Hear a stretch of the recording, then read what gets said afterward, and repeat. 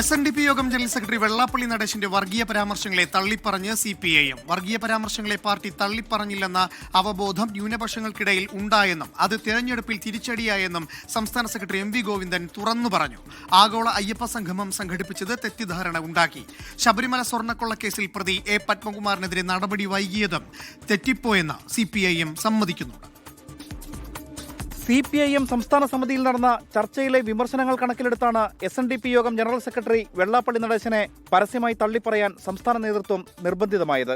വെള്ളാപ്പള്ളി നടേശൻ നടത്തിയിട്ടുള്ള മുസ്ലിം വിരുദ്ധ പ്രസ്താവനകൾ തള്ളിക്കളഞ്ഞത് തന്നെയാണ്. ശക്തിയായ ഇടപെടൽ നടത്തുന്നതിൽ പോരായ്മ സംഭവിച്ചു എന്ന് ഞങ്ങൾ സ്വയം വിമർശകരുമായിട്ട് കാണുക. ആഗോള അയ്യപ്പ സംഗമം ഇടതു സർക്കാരിന്റെ കാലത്ത് സംഘടിപ്പിക്കേണ്ട പരിപാടിയായിരുന്നില്ല എന്നതായിരുന്നു സംസ്ഥാന സമിതിയിലെ ചർച്ച. വികസന പരിപാടിയായിരുന്നെങ്കിൽ മറ്റൊരു പേരിൽ സംഘടിപ്പിക്കണമായിരുന്നു എന്നും വിമർശനമുയർന്നു. ഇതോടെയാണ് തിരുത്തുന്നത്.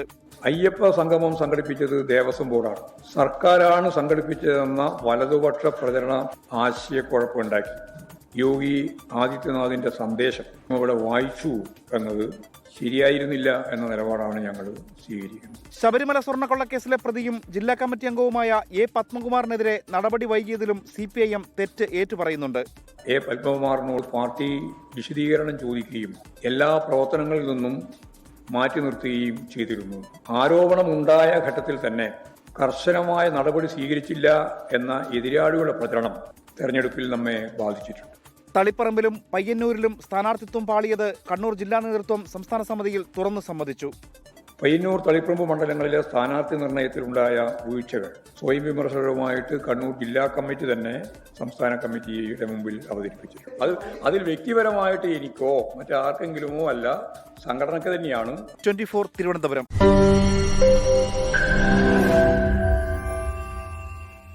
ലോകത്തെവിടെയായാലും ഏത് സമയത്തും 24 വാർത്തകളും ഓഗ്മെന്റഡ് റിയാലിറ്റി പാക്കേജുകളും എക്സ്പ്ലെയിനറുകളും വിശദമായി കാണാൻ ഞങ്ങളുടെ YouTube ചാനൽ നിങ്ങൾക്ക് സബ്സ്ക്രൈബ് ചെയ്യാം.